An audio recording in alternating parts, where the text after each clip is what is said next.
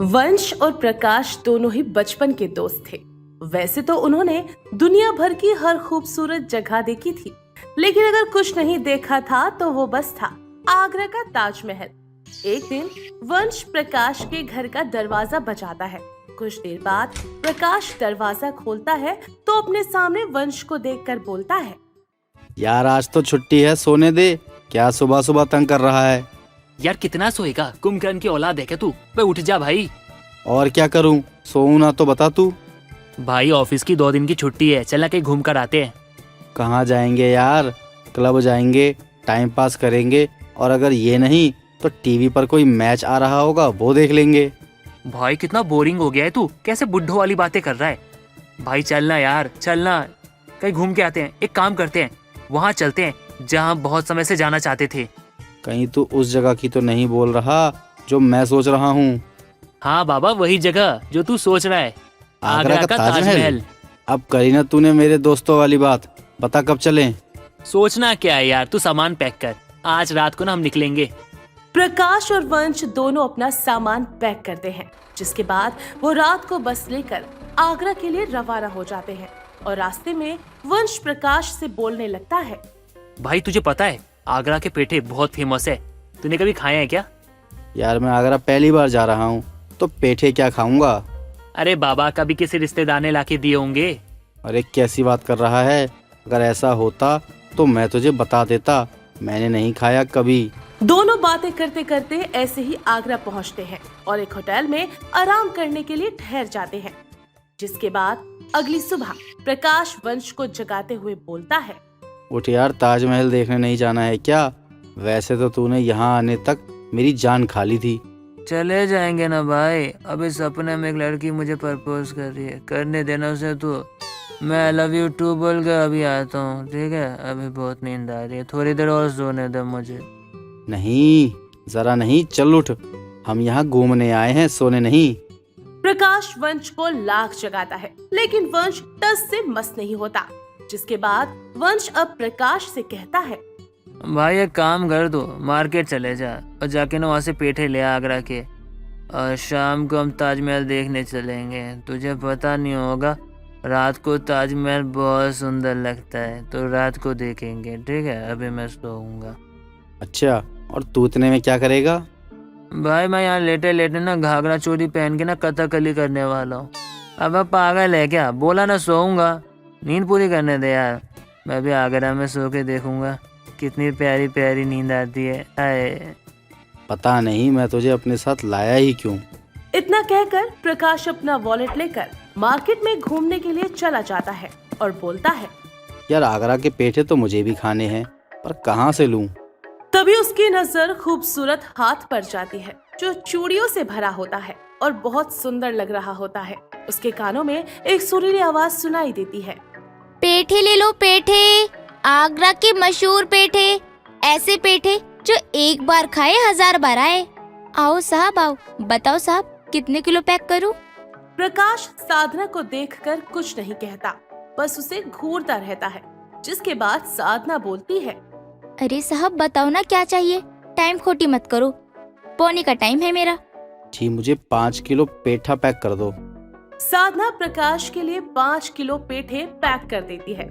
जिसके बाद प्रकाश उसे लेकर होटल आता है। साधना की याद में वो 5 में से 2 किलो पेठे रास्ते में ही खा लेता है और उसे देखकर वंश बोलता है, भाई कहाँ गया था तू? इतना लेट कैसे हो गया? और वैसे मैंने तुझे घूमने के लिए भेजा था, वहाँ पे घर बसाने के लिए नहीं। भाई तेरे लिए पेठा लेने आया था, पूरे 5 किलो लेकर आया हूँ। क्यों झूठ कह रहा है भाई? ये ज्यादा से ज्यादा 2 किलो होंगे। हाँ हाँ, तो क्या हो गया, थोड़ा बहुत खा लिया मैंने, यही कोई 1-2 किलो। अब ये आगरा के पेठे हैं ही इतनी टेस्टी, मुझसे रहा ही नहीं गया। शाम होने पर वंश और प्रकाश मिलकर ताजमहल देखने जाते हैं और उसकी खूबसूरती को निहारने लगते हैं। जिसके बाद वंश प्रकाश से बोलता है, वाह कितना सुंदर है ना भाई, ऐसा लगता है कितनी सुंदरता इसके अंदर बसी हुई है। चांद खुद धरती पे उतर आया है, ऐसा लग रहा है मुझे। सुंदर तो है, पर इसका नाम पता चल जाए तो दिल का चैन आ जाता। क्या नाम? भाई ताजमहल नाम है, पहले भी वही था अब भी वही है। पे क्या सोच रहा है तू? कहीं कोई भूत भूत तो चिपट नहीं गई तुझसे? भूत नहीं भूतनी यार। प्रकाश वंश को सारी बात समझाता है, जिसके बाद वंश अब बोलता है। यार तू सब जानता है फिर भी। जानता हूँ, मैं कुछ नहीं चाहता, बस उसका नाम जानना चाहता हूँ। अच्छा ठीक है, मुंह मत लटका, मैं हूं ना, मैं नाम पता करता हूँ, चल लेकर चल। प्रकाश वंश को उसी दुकान पर लेकर जाता है जहां साधना काम करती है, जिसके बाद वंश साधना के पास जाता है और हिचकिचाते हुए उससे कहता है। बहन जी जरा 5 किलो पेठे देना। पर आज सुबह ही तो आप 5 किलो पेठे लेकर गए थे। वो क्या है ना, 5 किलो अकेले ना परे परे बोर हो गए थे, तो सोचा उनकी कंपनी के लिए 5 किलो और लेकर चला जाता हूँ। अब दे भी दीजिए पेठे। आप तो ऐसे बोल रहे हो जैसे गलत कर दिया हमने कुछ। हाँ साहब, आपकी बात तो ठीक है, आपकी मर्जी है, आप 10 किलो लो या पूरी दुकान ले लो। तो चलिए अब जल्दी से पैक कर दीजिए पेठे, हमारी बस मिस ना हो जाए। साधना पेठे पैक करती है और प्रकाश बिल्कुल मासूम बच्चे की तरह बस साधना को देखता है, जिसके बाद वंश साधना से बोलता है। वैसे आपका नाम क्या है बहन जी? आप पेठे लेने आए हैं तो पेठे लीजिए ना, नाम क्यों जानना है? अरे बहन जी कैसी बात करती हो आप, आपकी शक्ल मेरी बहन से मिलती है। मेरी बहन का नाम सीता है, तो सोचा आपका नाम जान लेता हूँ, क्या पता गीता हो, इसलिए पूछा। अच्छा फिर ठीक है, वही मैं सोचूं कि आप मेरा नाम क्यों पूछ रहे हो। मेरा नाम साधना है। कितना प्यारा नाम है, लेकिन ये ज्यादा प्यारी है। कितनी क्यूट स्माइल है इसकी। सिस्टर आपका नाम तो बहुत ही प्यारा है, बिल्कुल आपकी तरह। साधना वंश को पेठे दे देती है, जिसके बाद वंश प्रकाश से बोलता है। चल भाई अब चल ले, बस का टाइम हो गया है। अगर ये बस छूट गई ना तो 3 घंटे बाद जा पाएंगे। वंश और प्रकाश बस की तरफ बढ़ते हैं और साधना को छोड़ जाने के गम में प्रकाश बहुत उदास होता है, जिसके बाद प्रकाश भारी मन से वंश को बोलता है। थैंक्स यार, तू मेरा सच्चा दोस्त है। अगर तू मुझे यहाँ ना लाता तो मैं कभी इससे नहीं मिल पाता। ये सब बोल के तू शर्मिंदा कर रहा है मुझे। ना ही मैं साधना का नाम जान पाता और ना ही साधना से जाते हुए उससे मिल पाता। बस कर पगले, रुलाएगा क्या? अरे रात गई बात गई, सब भूल जा और चल दिल्ली जाके ना फिर से अपनी पुरानी जिंदगी जीते हैं। इतना कहते ही वंश बस में चढ़ जाता है, जिसके बाद वंश और प्रकाश अपनी बस सीट पर जाके बैठ जाते हैं और प्रकाश खुद से बोलता है। शायद हमारा साथ इतना ही था। मैं प्रकाश हूँ, तुम साधना। हमें तो कुदरत ने ही जुदा कर रखा है, फिर ये दुनिया कैसे मिलने देती। काश तुम मुझे मेरी शादी से पहले मिली होती, तो मैं भी कभी तुमको खुद से दूर न जाने देता। प्रकाश सोच सोच कर सो जाता है, जिसके बाद वो घर वापस आता है।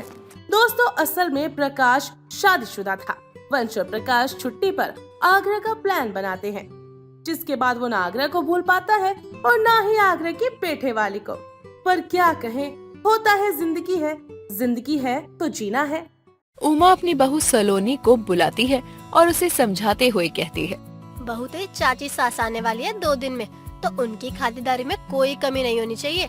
माँ जी, आप मुझे ये क्यों बोल रही हो कि कोई कमी नहीं होनी चाहिए? मैं तो वैसे भी हर चीज तरीके से करती हूँ। आज तक आपको शिकायत का मौका नहीं दिया मैंने, तो चाची को कहाँ से दूंगी? बहू मुझे तुझ पर पूरा भरोसा है कि तू कोई कमी नहीं रखेगी, लेकिन तेरी चाची सास पे भरोसा नहीं है। उसे तो बस बाल की खाल निकालने आती है, इसलिए ऐसा कुछ ना ही हो तो वो ज्यादा सही रहेगा। ठीक है माँ जी, आप बोल रही हो तो मैं अब और भी ज्यादा ध्यान रखूंगी। लेकिन चाची जी यहाँ आ ही क्यों रही हैं? उन्हें कोई काम है क्या? अगर कोई काम है तो वो तो अनिल जी भी कर सकते हैं ना। देखा बहू, मैं तुझे बस यही समझा रही थी कि तूने मेरे आगे तो बोल दिया कि यहाँ क्यों आ रही है, लेकिन चाची सास के आगे मत बोल दियो। वो तेरी यही बात पकड़ कर बैठ जाएगी और तुझे ताने देने लगेगी। चाची जी से तो मैं पहली बार मिल रही हूँ और अब तक जो भी मुझसे मिलकर गया है उसने तारीफ ही की है। तो आप देख लेना माँ जी, चाची जी भी तारीफ ही करेंगी, इसमें कोई शक नहीं होगा। बहू यही तो दिक्कत है कि वो बाकी लोगों की तरह नहीं है। तेरी चाची सास के ताने से आज तक कोई नहीं बचा है। बड़े बूढ़े हर किसी को ताने देती रहती है वो, इसलिए बोल रही हूँ कि उसके आगे कम ही बोलियो। मुझे नहीं पता था चाची जी ऐसी होंगी, इतने ताने देती हैं कि आप बड़ी होने के बाद भी उनसे डर रही हो। बहू मैं डर नहीं रही हूँ, बस तेरे लिए ही बोल रही हूँ कि कहीं उन्होंने फिर तेरे लिए ताना मार दिया और तुझे उनकी बात बुरी न लग जाए। ठीक है माँ जी, मैं आपकी बात समझ गई, मैं उनके आगे ज्यादा बोलूंगी ही नहीं। उमा ने अपनी बहू को अच्छे से समझा दिया था कि अपनी चाची सास के आगे ज्यादा कुछ नहीं बोलना है। 2 दिन बाद सलोनी रसोई में खाना बना रही थी, तभी वहाँ उसकी ननद मधु आती है। मधु भी सलोनी की मदद करने लगती है। ननद भाभी मिलकर काम कर रहे थे कि इतने में उनकी चाची शांति उनके घर आती है। जब शांति को घर में कोई दिखाई नहीं देता तो शांति रसोई में जाती है और वहाँ ननद भाभी को साथ में देखकर शांति कहती है, ये क्या है, घर में बहू आ गई है, फिर भी घर की बेटी को रसोई में आना पड़ा। हेलो, आप कौन हैं और हमारे घर में बिना पूछे आ कैसे गई? चलिए बाहर। आजकल के बच्चों को ना तमीज है ना शर्म लिहाज। बड़ों से कोई ऐसे बात करता है क्या? कुछ सिखाया भी है तेरी माँ ने तुझे, या ससुराल में ऐसे ही भेज दिया खुद संभाल लेगी ये सोचकर? आपकी हिम्मत कैसे हुई मेरे मायके वालों के बारे में कुछ भी बोलने की? आप जानती भी हैं उन्हें? भाभी चुप हो जाओ, ये चाची जी हैं। आप भी कुछ भी बोलती ही जा रही हैं उनके आगे। क्या चाची जी? तेरी सास ने तुझे बताया नहीं क्या कि मैं आने वाली हूँ, या जानकर मुझे सुना रही है? अरे चाची जी, भाभी आपको क्यों जानकर सुनाएंगी? वो तो उन्हें पता नहीं था कि आप कैसी दिखती हैं। उन्हें लगा कोई बाहर से अंदर आ गया है, इसलिए उन्होंने इतना कुछ बोल दिया। लो, अब तक तो तेरी भाभी ही बोल रही थी, लेकिन अब तो तेरी भी जुबान चलने लग गई। ये असर तेरी भाभी का ही है क्या, या घर में कोई हवा चल गई है जिससे सबकी जुबान चलने लगी है? माफ कीजिएगा चाची जी, मुझे नहीं पता था आप हो। आप बाहर बैठो, मैं अभी आपके लिए चाय नाश्ता लेकर आती हूँ। मधु जा, चाची जी को बाहर लेकर जा और माँ जी को भी बुला दियो। शांति बाहर हॉल में बैठ जाती है। शांति को आए हुए 2 घंटे भी नहीं हुए थे कि इतनी देर में ही शांति ने हर एक इंसान को कम से कम 200 ताने सुना दिए थे। उमा और बाकी के सभी लोग साथ में बैठे हुए थे। तभी सलोनी सबसे पूछते हुए कहती है, माँ जी, आज खाने में क्या बनाना है बता दो। मैं आज आप सबकी पसंद का ही खाना बनाऊंगी। अरे उमा दीदी, कैसी बहू है आपकी? इसे तो कुछ पता भी नहीं है कि किसे क्या पसंद है। इससे अच्छे तो पड़ोसी होते हैं। अरे शांति, उसने पूछा ही तो है, इस बात पर ताने दे रही है। अभी आए हुए कितना समय हुआ है तुझे, जो इस बेचारी को तेरी पसंद नापसंद पता होगी? और तू बता भी देगी तो कुछ बिगड़ थोड़ी जाएगा। दीदी, तुम्हारी बहू के तो पूरे लक्षण हैं कि जो ठीक ठाक चल रहा है ना, वो खराब करके ही मानना है। मेरी बहू की आदत काम बिगाड़ने की नहीं है, वो तो काम ठीक करना जानती है। चाची जी, आप भी क्या अभी तो आई हैं और आप अभी से ये बातें लेकर बैठ गई हो।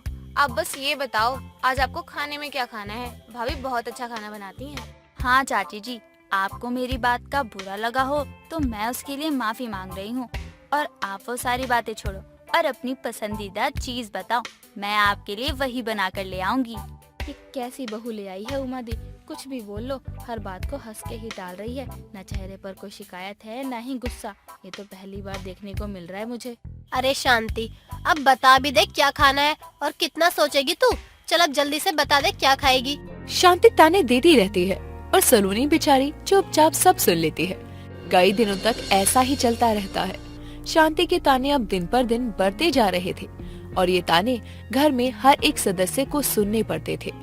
धीरे धीरे दिन निकल रहे थे पर शांति के ताने खत्म नहीं हो रहे थे और ना ही शांति घर से वापस जाने का नाम ले रही थी।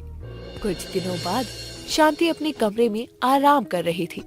उसी समय वहाँ मधु कमरे की सफाई करने के लिए आती है और अपनी चाची को सोता हुआ देखकर वो बहुत धीरे धीरे सफाई करने लगती है।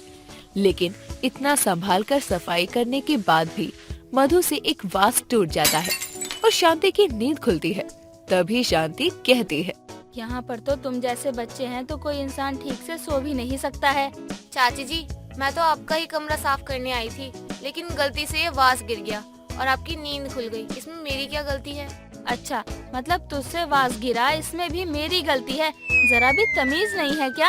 चाची जी, मैं मान रही हूँ कि मुझे और ध्यान रखना चाहिए था, लेकिन आपको भी तो समझना चाहिए ना कि मैं जानबूझकर वास क्यों गिराऊंगी। लेकिन फिर भी आप मुझे ताने दे रही हैं। यहाँ तो बच्चों को उनकी भलाई के लिए कुछ समझाना भी उन्हें चुभने लगा है। मेरी बात तेरे दिमाग में घुस जाएगी तो क्या इसमें कोई बुराई है? तुझे ही थोड़ी अक्ल आएगी ना। चाची जी, आपको ही ऐसा लगता है कि आपको छोड़कर और किसी में अक्ल नहीं है। बाकी के सभी लोग तो पागल है ना। चाची जी, आप भी किसी से कम नहीं हो, जब देखो ताने देती रहती हो।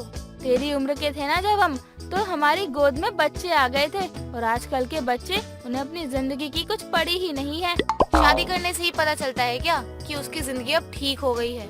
और नहीं तो क्या, यहाँ बैठकर बस अपनी माँ पर बोझ ही तो बन रही है। जरा अपनी भाभी से ही सीख ले, ज्यादा उम्र की नहीं है लेकिन अपना ससुराल संभाल रही है। शांति के यहाँ भी ताने शुरू हो गए और मधु को चुपचाप सर झुकाकर सारे ताने सुनने पड़ते हैं। शांति को यहाँ आए हुए अब कुछ ज्यादा ही दिन हो गए थे और शांति अपने घर जाने का नाम ही नहीं ले रही थी। कुछ दिनों बाद शांति उमा के साथ बैठकर बातें कर रही थी। तभी वहाँ मधु और सलोनी आते हैं और मधु कहती है, वैसे चाची जी, मेहमानों का घर में आना ना कुछ ही दिनों के लिए अच्छा लगता है। हाँ शांति, तू जब से आई है मेरे घर में बस अशांति ही है। बड़े दिन हो गए, कब जा रही है? माँ जी, आप ऐसे क्यों कह रही हैं? जब से चाची जी आई हैं तब से घर में चहल पहल तो रहने लगी है। अरे नहीं, अब मैं जा ही रही हूँ। बहुत दिन रुक गई मैं यहाँ, और सच बात है उमा दीदी, तुम्हारी बहू सच में बहुत अच्छी है। अरे वाह, आज पहली बार तेरे मुँह से ताने के बदले तारीफ सुनी है। शांति के ताने जाते जाते ही सही, लेकिन खत्म हो ही जाते हैं और शांति वापस अपने घर चली जाती है। वैसे तो नीतू ऑयली चीजों से दूर रहा करती थी, लेकिन जहाँ पकौड़ों की बात आती वो वहाँ सब कुछ भूल जाया करती। उसे पकौड़ों में सबसे ज्यादा पालक के पकौड़े खाना बहुत पसंद था। वहीं दूसरी तरफ उसके भाई कार्तिक को पालक के पकौड़े बिल्कुल भी पसंद नहीं थे, जिसके चलते आए दिन दोनों भाई बहनों में बहुत बहस हुआ करती। अपने दोनों बच्चों को लड़ते देखकर निर्मला बहुत परेशान रहा करती। एक रोज सभी डाइनिंग टेबल पर बैठे नाश्ते का इंतजार कर रहे होते हैं, तभी नीतू सबके लिए पालक के पकौड़े और चाय लेकर आती है, जिसे देखकर कार्तिक गुस्से में कहता है, अरे तुझे मॉर्निंग टाइम में किचन में जाने को किसने कह दिया? माँ, आपने इसे नाश्ता बनाने को कहा क्या? हाँ बेटा, कहा तो मैंने ही था। वो क्या है ना, आज सोमवार था तो मुझे मंदिर जाना है। अगर मैं वहाँ से आकर नाश्ता बनाती तो देर हो जाती, इसलिए मैंने सोचा इसे ही बोल दूं। जब तक मैं लौट कर आऊंगी यही नाश्ता बना लेगी। माँ, आप भी ना, जब आपको पता है कि आपकी बेटी पालक के पकोड़े के सिवा और कुछ बनाना नहीं जानती है, तो आपने ऐसा सुबह मॉर्निंग में नाश्ता बनाने को क्यों भेजा? लो, अब खा लो पालक के पकोड़े। हाँ बनाया है तो क्या हो गया, इसमें कौन सा पहाड़ टूट गया जिस पर तू इतना चिल्ला रहा है। मुझे पसंद है पालक के पकोड़े तो मैंने बना लिए। अगर तुझे इतनी ही तकलीफ हो रही है तो कल अपना नाश्ता खुद बना लेना। नीतू, ये क्या तरीका है बात करने का? माँ और बहन के होते हुए वो रसोई में काम करे, अच्छा लगता है क्या? तुझे नहीं बनाना तो रहने दे, मैं बना लूंगी अपने और अपने बेटे की पसंद का कुछ। तू खा अपने आराम से पालक के पकोड़े। वैसे भी तुझे अपनी पसंद के सिवा किसी और की पसंद दिखाई ही कहाँ देती है। एक दिन का नाश्ता बनाने को कहा था तुझसे, वो भी नहीं कर पाई। आगे जाकर क्या करेगी ससुराल में? माँ क्या करेगी, रोज बैग लेकर ससुराल से मायके आएगी और यहीं बैठी रहेगी, क्योंकि जो सिर्फ अपनी पसंद देखती हो उसका गुजारा ससुराल में नहीं होता। जाने दे बेटा, तू बैठ, मैं तेरी पसंद का कोई कुछ अच्छा सा नाश्ता बना कर लाती हूँ। हाँ हाँ, उसके लिए तो बना ही लोगी, सिर्फ मेरे लिए ही तो नहीं बना सकती। अगर मैं कभी कह दूं कि माँ मेरे लिए पालक के पकोड़े बना दो तो आज साफ मना कर देती हो, लेकिन उसके लिए कितनी जल्दी तैयार हो गई। कोई बात नहीं, आप लोगों को नहीं खाना है तो आराम से अपने कमरे में बैठकर खाऊंगी मैं। आप बना लीजिए अपने और अपने बेटे के लिए कुछ, मैं जा रही हूँ। नीतू इतना कहकर पकोड़ों की प्लेट लेकर अपने कमरे में चली जाती है, जिसके बाद निर्मला रसोई में जाकर अपने और अपने बेटे के लिए दूसरा नाश्ता बनाती है। थोड़ी देर बाद कार्तिक नाश्ता करके अपने ऑफिस के लिए निकल जाता है। समय बीतता है, तभी एक रोज कार्तिक शाम को ऑफिस से घर आता है और नीतू को हॉल में बैठे फिर से पालक के पकौड़े खाता हुआ देखकर उसके पास जाता है। ये जो तू दिन रात बैठ कर भर भर के पालक के पकोड़े खाती रहती है, देख लियो कुछ समय बाद तू खुद पकोड़े जैसी हो जाएगी। तब मुझसे जिम के पैसे मांगने मत आइयो, बस बाकी खा जितना खा सकती है अपने पालक के पकोड़े। तुझे मेरी चिंता करने की जरूरत नहीं है, मैं सभी ऑयली चीजों से दूर रहती हूँ, तो मुझे जिम जाने की जरूरत नहीं पड़ेगी। मेरे लिए घर की एक्सरसाइज ही बहुत है, और वैसे भी पालक ग्रीन वेजिटेबल में आता है, इसमें कोई ऑयल वगैरह नहीं होता है। हाँ बिल्कुल, वो तो दिखाई दे ही रहा है कि तू अपने पालक के पकोड़े पानी में बनाती है ना, इसलिए इसमें बिल्कुल भी ऑयल नहीं होता। मूर्ख इंसान, पहचान नहीं होती क्या? खैर मुझे क्या, तुझे जो करना है तू कर। हाँ हाँ मत बोलो, वैसे भी तेरे कुछ कहने से मैं अपने पालक के पकोड़ों को खाना नहीं छोड़ दूंगी। तू कौन सा मेरे कहने पर अपनी चीजें छोड़ देता है जो मैं छोड़ दूं? और रही बात ऑयल की, तो पालक के पकोड़ों में इतना तेल नहीं होता है, समझा? हाँ हाँ ठीक है, मान लिया मैंने तेरी बात को, लेकिन ये सब ना अपने आप का तसल्ली देने की बात है। बाकी सच क्या है ना ये सबको पता है, पर अब मैं थक गया हूँ, इसलिए अब मैं कुछ नहीं बोलूंगा तुझे। कार्तिक इतना कहकर वहाँ से चला जाता है, जिसके बाद नीतू फिर से पालक के पकौड़े खाना शुरू कर देती है। अपने भाई के इतना समझाने के बाद भी उसके ऊपर कार्तिक की बातों का कोई असर नहीं होता। समय बीतता है और नीतू की शादी एक अनुज नाम के लड़के से हो जाती है। ऐसे ही दिन बीतते हैं। तभी एक रोज नीतू की सास सुशीला और उसका पति अनुज हॉल में बैठे आपस में बातें कर रहे होते हैं। तभी नीतू उनके लिए पालक के पकौड़े बनाकर लाती है और उन्हें देते हुए कहती है, देखिए आज छुट्टी थी आपकी, तो मैंने सोचा क्यों ना कुछ अच्छा बना लूं, इसलिए मैं आप लोगों के लिए पालक के पकोड़े बनाकर लाई हूँ। अब पता नहीं आपको पसंद आएंगे या नहीं, लेकिन मुझे तो पालक के पकोड़े बहुत पसंद है, इसलिए मैंने बना लिया। और वैसे भी अगर नहीं पसंद होगा तो मेरे साथ खाते खाते आप सभी लोगों को पसंद आ जाएगा। तुम तो ऐसे कह रही हो जैसे कि हमने मना कर दिया तो तुम हमें जबरदस्ती खिलाओगी। नहीं, ऐसी बात नहीं है, पर अब तो मैंने बना लिया है, और अगर आप लोग नहीं खाएंगे तो ये सारे पकोड़े खराब हो जाएंगे, साथ ही मेरी मेहनत भी वेस्ट जाएगी। कोई बात नहीं बहू, अब जब तूने इतने प्यार से बनाया तो भला हम मना कैसे कर सकते हैं। वैसे भी पालक तो हरी सब्जियों में आता है और हरी सब्जियां हमारी सेहत के लिए अच्छी होती हैं। हाँ माँ जी, इसलिए तो मैंने बनाया है ताकि आप लोग मेरे साथ साथ पौष्टिक चीजें खा सके। मुझे तो अगर कोई रोज पालक के पकोड़े खाने को कहे ना तो मैं रोज खा लूंगी, मुझे इतने पसंद है। मैं तो शादी से पहले भी अपने घर में रोज पालक के पकोड़े खाया करती थी। अगर आप लोग खाएंगे तो मैं यहाँ रोज पालक के पकोड़े बना सकती हूँ, मुझे कोई परेशानी नहीं है। नहीं नहीं ऐसा मत करना, रोज रोज एक ही चीज खाना बोरिंग हो जाता है। पकोड़े भी कई तरह के होते हैं, जैसे प्याज के पकोड़े, आलू के पकोड़े, गोभी के पकोड़े, कई तरह के पकोड़े होते हैं, उन्हें भी ट्राई कर लिया करो ताकि हमारा टेस्ट भी चेंज हो जाए और तुम भी कई तरह के पकोड़े बनाना सीख जाओ। हाँ, ये बात तो अनुज बेटे ने बिल्कुल सही कहा। वैसे भी अनुज और मुझे आलू प्याज के पकोड़े ज्यादा पसंद हैं, इसलिए कभी कभी वो भी बना दिया करो ताकि तू भी अपनी पसंद का खा सके और हम भी अपनी पसंद का खा सके। ठीक है माँ जी, मैं कोशिश करूँगी, लेकिन मैं वादा नहीं कर सकती क्योंकि मुझे सबसे ज्यादा पालक के पकोड़े पसंद है, इसलिए मुझे सबसे अच्छा वही बनाना आता है। अच्छा ठीक है, अभी आलू प्याज पालक के पकोड़ों की बहस खत्म हो गई हो तो अभी जो सामने आया ना उन पकोड़ों के मजे ले ले, वरना हमारी बहस में ना ये पकोड़े ठंडे हो जाएंगे। अनुज इतना कहकर पकोड़ों की प्लेट उठाकर पकोड़े खाना शुरू कर देता है।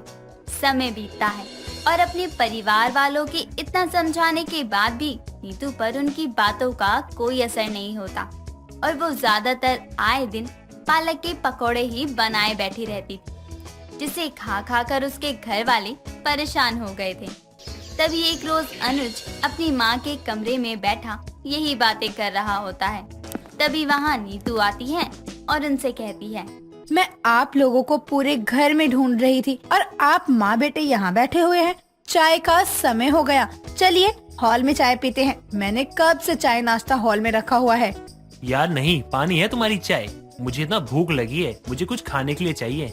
हाँ तो चलिए ना, मैंने बनाए हैं चाय के साथ पालक के पकोड़े, चलिए चलकर खा लेते हैं। मुझे पता है कि शाम को आपको भूख लग जाती है, इसलिए मैंने पहले ही बना लिया था। चलिए वरना ठंडे हो जाएंगे सारे पकोड़े। यार बाहर में जाए तुम्हारे पालक के पकोड़े, जब से आई हो ना पालक के पकोड़े खिला खिला कर मारे जा रही हो हम लोगों को। अब तो पालक देख कर ही उल्टी आने लगती है मुझे। तुम अपने पास रखो अपने पालक के पकोड़े, तुम्हारा जी नहीं भरता है ना उससे, लेकिन हमारा जी भर चुका है तुम्हारे पालक के पकोड़े खा खा कर। पता नहीं कैसे हमारे घर में पालक के पकोड़े खाने वाली बहू आ गई है। बहू, अनुज सही कह रहा है। मैंने तुझे पहले दिन से ही समझाया था कि हमें आलू प्याज के पकोड़े ज्यादा पसंद हैं, लेकिन फिर भी तूने आज तक एक बार भी नहीं बनाया। माना तुझे पालक के पकोड़े बहुत पसंद है, लेकिन अपनी पसंद के साथ साथ अपने घर वालों की पसंद का भी ख्याल रखना चाहिए ना। और जब तक तू किसी और चीज के पकोड़े खाएगी नहीं तो तुझे पसंद कैसे आएंगे। अपनी सास की बात सुनकर नीतू को अपनी गलती का एहसास होता है, जिसके बाद वो अपने पति और अपनी सास से उस गलती की माफी मांगती है। साथ ही अपनी पसंद के पालक के पकोड़े बनाने के साथ साथ अपने पति और अपनी सास की पसंद की चीजें भी बनाने का वादा करती है।